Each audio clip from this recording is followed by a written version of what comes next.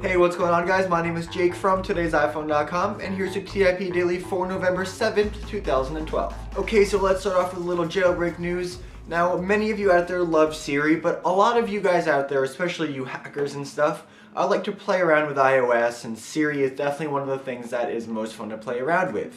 So I want to tell you really quickly about a new tweak in the Big Boss repo called Now, and what this does is it allows you to replace Siri on your device with the voice search feature in Google's Google Search application. Now this is really cool, and it's pretty easy to do if your device is jailbroken. It works pretty well. Obviously it will search the web, it can look things up for you, get statistics or whatever. Now what it can't do is device functions. It can't send a text message, it can't play music, it can't read you a text message if you're driving. So there are definitely some limitations to it, but if you really prefer Google's search over Siri, feel free to check it out. There's a how-to and a video in the link in the description down below. Okay, moving on to some Apple-approved application news. According to The Verge, Microsoft Office for iOS will start to roll out between February and March of next year. Now, reportedly, when the iPhone/iPad application launches, it will be a free download in the App Store, and it'll basically let you view documents and stuff. But if you want to create or edit Word or PowerPoint documents, you'll need to buy a subscription to Office 365, which is an in-app purchase. Now, it's worth noting that this is not aimed to be a desktop application replacement. You know, this is really basic editing and viewing features. Even still though, this Microsoft Office applications for iOS have been on a lot of people's wish lists for a very long time, so it's great to hear that Microsoft could finally be bringing these applications to us.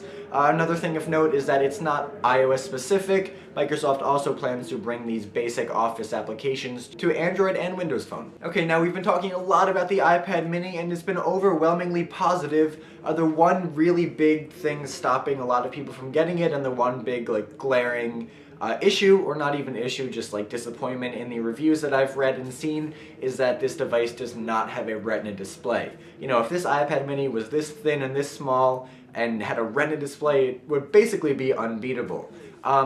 Unfortunately, it doesn't, but that doesn't mean that the next generation won't. According to Do News, who has a source in the Asian supply chain, AU Optronics has been working on 7.9-inch Retina displays for the second generation of the iPad mini with a whopping 497 pixels per inch. Of course, the iPad mini first generation just launched, so it's incredibly early to be talking about the next generation already.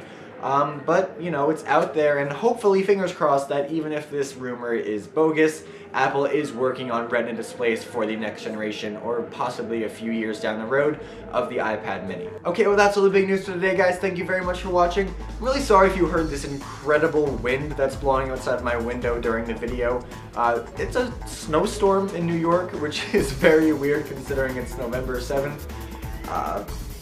Really nothing I can do about it. I apologize. Anyway, your question of the day today is, what feature would you like to see in the second generation iPad mini that you didn't see in the first one? Do you agree with me in saying that really the only thing it needs is a Retina display, or do you think it needs a faster processor, a better camera, or LED flash, or something like that? I'd love to hear what you guys are thinking, so let me know in the comment section down below, or on Twitter at TIP_Jake. As always, the links to everything I talked about in this video are in the description down below, so definitely check those out. And for more news, views, and reviews, please don't forget to head over to today'siphone.com.